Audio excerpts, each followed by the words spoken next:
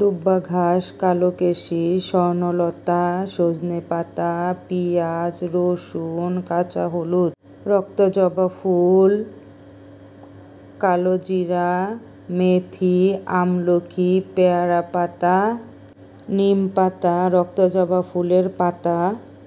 আসসালামু আলাইকুম বন্ধুরা। মেথি দিয়ে দিলাম হাফ কাপ, কালো জিরা দিয়ে দিব হাফ কাপ, আর সমস্ত পাতাগুলি একসাথে দিয়ে আমি 3 দিন পর্যন্ত জাল করে নেব অল্প আছে।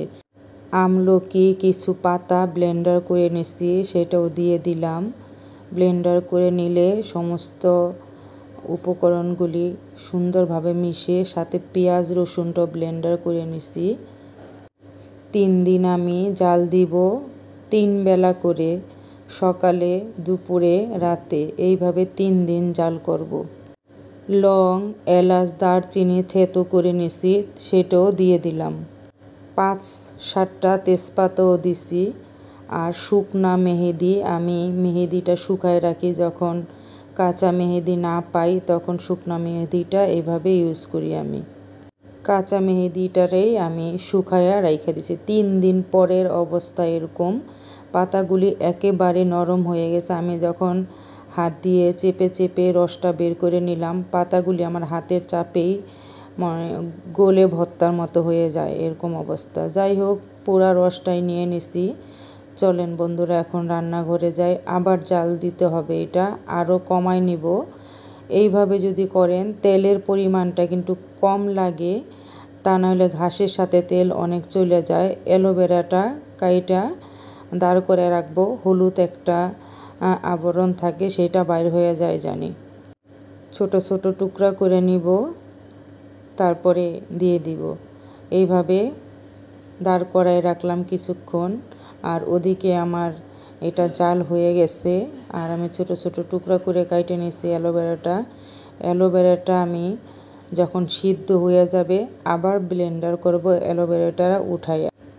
এইভাবে অল্প আঁচে জাল দিতেছি, আঁচটা কিন্তু আমার একেবারে মিডিয়ামের চাইতেও কম আছে। এইভাবে জাল করে নিছি। অ্যালোভেরাটাও ব্লেন্ডার করে দিয়ে দিছি সাইকা। আর দিলাম কাঠবাদাম, 8-10টা কাঠবাদাম পাটায় বাইটা নিছি একবারে মিহি করে, পাউডারের মতো, পানি ছাড়া।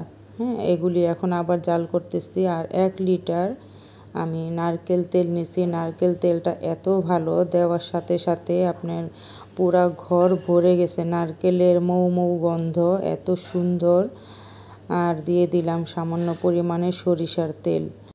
এইভাবেও আমি অনবরত নাড়তে থাকবো, চুলার আঁচটা মিডিয়াম আছে। আমি আরও একবার বানাইছি, বানাইয়া আমি তেলটা ইউজ করছি। আমার মাথার চুল পড়ে যাইতেছে, আমার 2 ছেলেরও। তো আমরা 3 জনই তেলটা ইউজ করতেছি, অনেক ভালো হয় তেলটা, চুল পড়াটা কমে আসতেছে আমাদের। তাই এবার বেশি করে বানাই নিতেছি 1 লিটার তেল দিয়ে। আর তখন আমি 250 গ্রাম তেল দিয়ে বানাইছিলাম, আজকে 1 লিটার তেল দিছি। দেখেন, নাড়তে নাড়তে তেলটা উপর দিকে উঠে আসছে।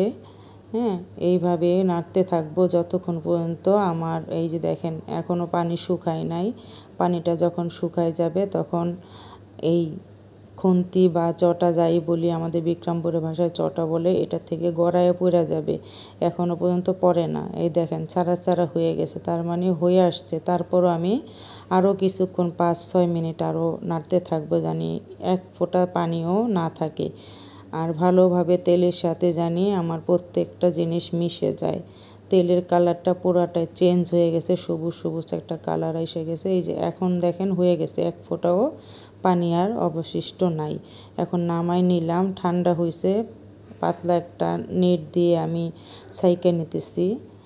তো এই যে দেখেন ছাকার পরে আমি বাকি তেলটা এটার সাথে মিশাই নিব। আমার কাচের বোতলটা ছোট হয়ে যাওয়ার কারণে আমি 2 ভাগে তেলটা মিশাইছি।